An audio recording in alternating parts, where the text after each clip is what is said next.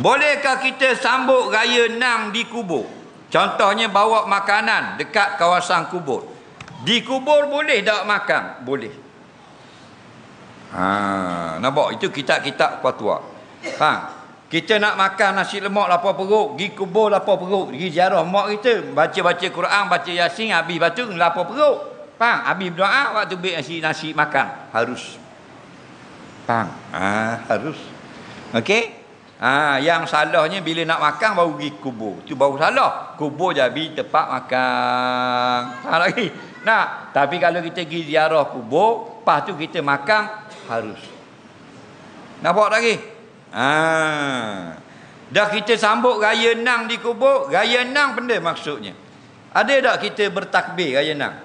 Tak ada. Faham? Maksud raya Nang itu kita tidak berpuasa. Faham? Hukumnya harus. Kita tak anggap hari perayaan, kerana hari perayaan dua saja, 1 Syawal dan 10 Zulhijjah. Faham? Adapun raya Nang tu budaya kita. Nah, setelah 6 hari berpuasa, kita tidak berpuasa. Tidak berpuasa tu panggil raya.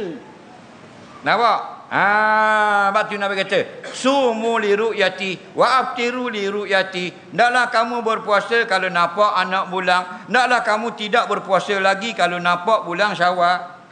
Tu makna tidak berpuasa tu makna raya. Faham? Soalan seterusnya,